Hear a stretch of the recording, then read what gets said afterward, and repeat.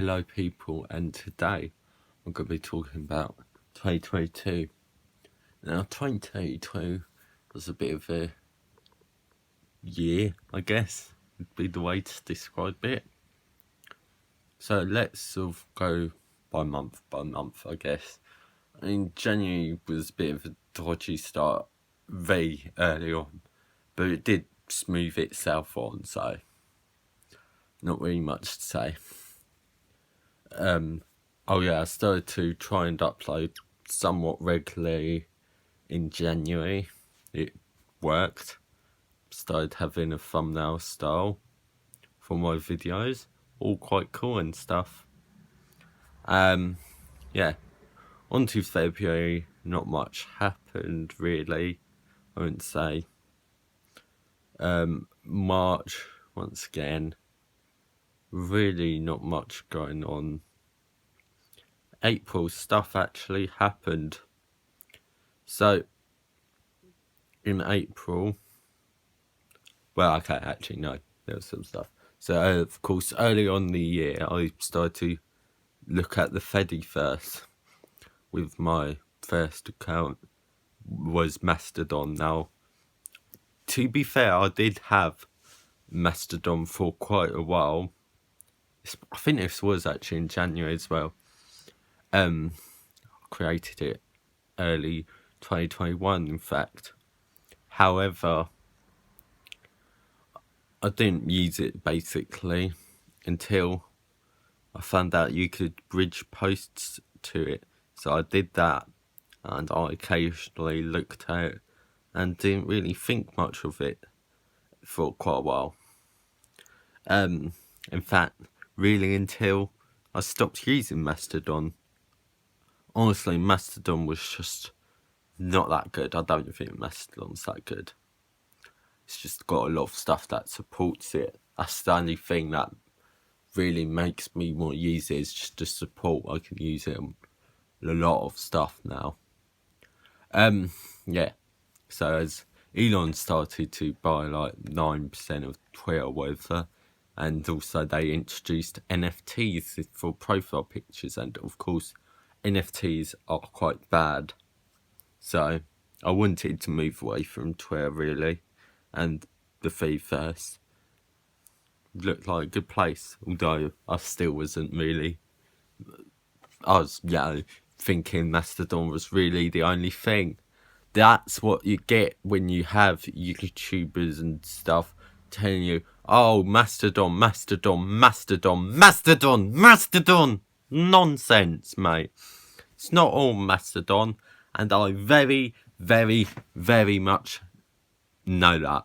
I am going to eventually 110% do a video properly documenting my experiences with the Fediverse and how to get into the Fediverse.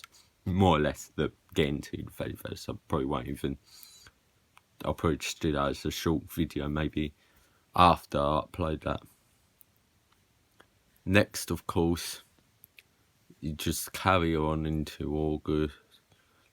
Well, July I bought a microphone. I think it was July or June. I still haven't really used it. It's because I don't have a proper audio system, so it just sounds really rubbish and it's really fiddly. Discord doesn't like it, and yeah. On to really the next thing that I sort of think is quite important for 2022, and that's, of course, me starting to get into Legacy iOS with my, conveniently it's down here, iPad 1. I bought this right at the end of July, the 3rd of July 2022.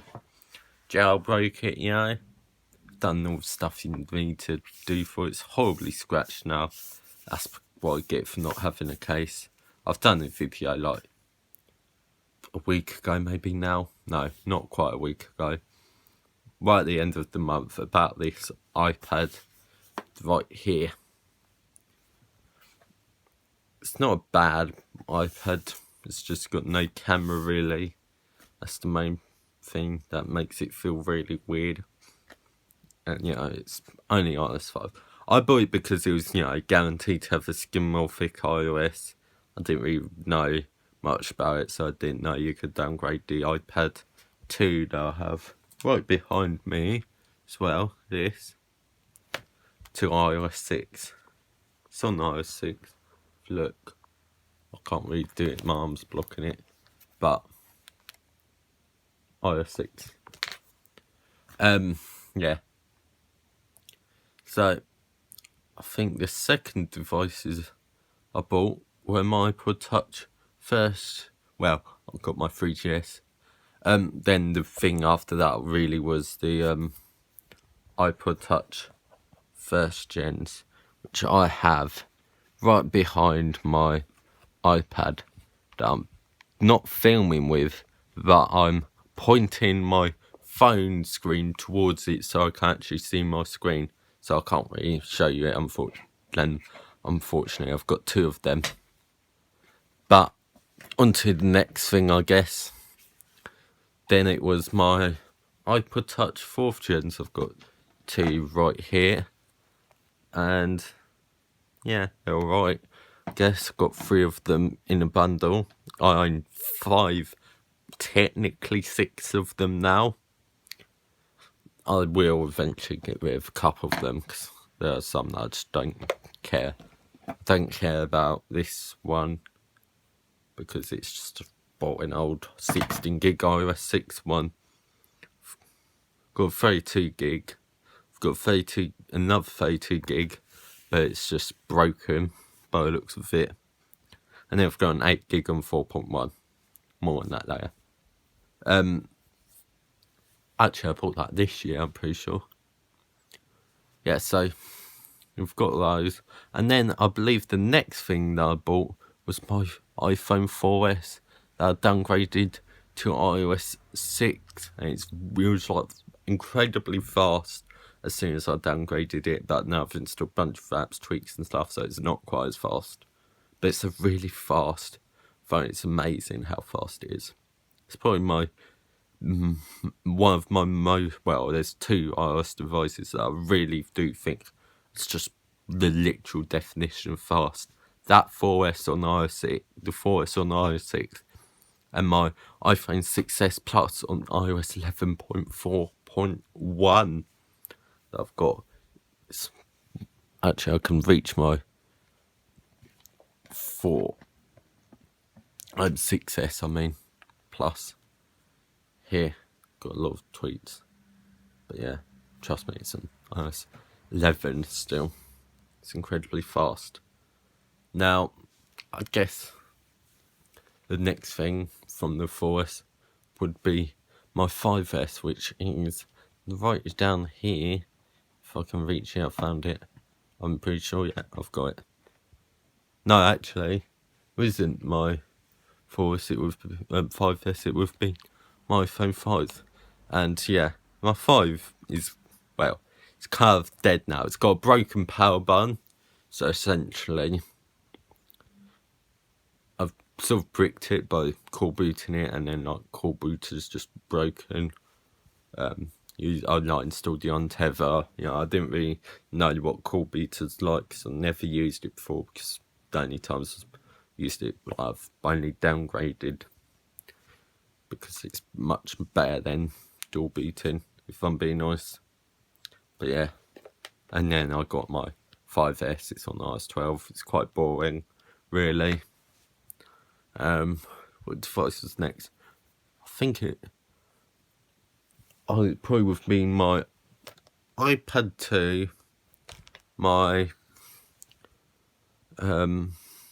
what else? My iPad 2, my iPhone 4 somewhere. I don't know where it's gone. And my iPod Touch 3rd gen. It's probably down here right in front of me. It's just got close here because I kind of forgot about them. Stuff's falling down. And then you got my... what else did I get in together? I bought 4 devices, I believe. My iPad 2, my iPod Touch 3rd gen, my iPod 2024. Oh, and my iPhone 3G. That's it. And then after that, I bought my 6, or no, that's 11, but 11.2.6. And another iPhone 4 that I believe is on the floor here. Let me check. Yeah, it's this. It's a white one. I've downgraded it to iOS 4.3.5.